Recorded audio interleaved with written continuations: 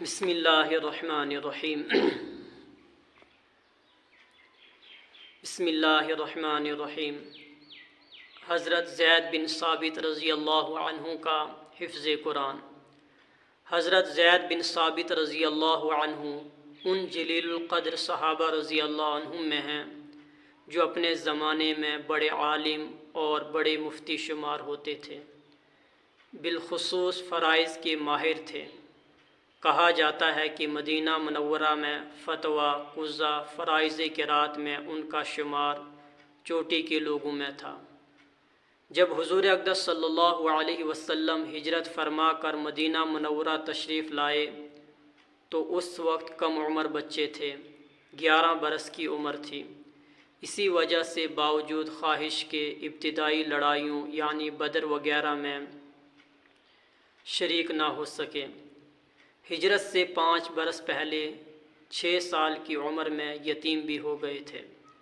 حضور صلی اللہ علیہ وسلم جب ہجرت کے بعد مدینہ منورہ پہنچے تو جیسے اور لوگ حاضر خدمت ہو رہے تھے اور حصول برکت کے واسطے بچوں کو بھی ساتھ لا رہے تھے، حضرت زید رضی اللہ عنہ بھی حاضر خدمت کیے گئے۔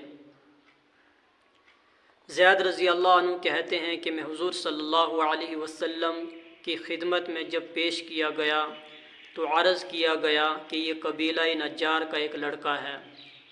آپ صلی اللہ علیہ وسلم کی تشریف آوری سے قبل ہی اس نے 17 سورتیں قرآن پاک کی حفظ کر لی۔ حضور صلی اللہ علیہ وسلم نے امتحان کے طور پر مجھے پڑھنے کو ارشاد فرمایا۔ میں نے سورہ قوف حضور صلی اللہ علیہ وسلم کو سنائی۔ حضور صلی اللہ علیہ وسلم کو میرا پڑھنا پسند آیا۔ حضور صلی اللہ علیہ وسلم کو جو خطوط یہود کے پاس بھیجنا ہوتے تھے وہ یہود ہی لکھتے تھے۔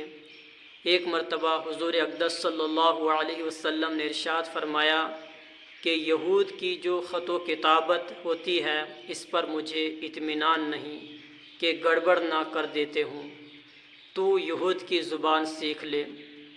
زید رضی اللہ عنہ کہتے ہیں کہ میں 15 دن میں ان کی زبان عبرانی میں کامل ہو گیا۔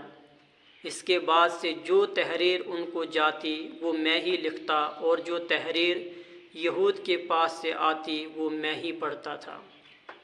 ایک دوسری حدیث میں آیا ہے کہ حضور اقدس صلی اللہ علیہ وسلم نے ارشاد فرمایا کہ مجھے بعض لوگوں کو سریانی زبان میں خطوط لکھنا پڑتے ہیں، اس لیے مجھ کو سریانی زبان سیکھنے کے لیے ارشاد فرمایا۔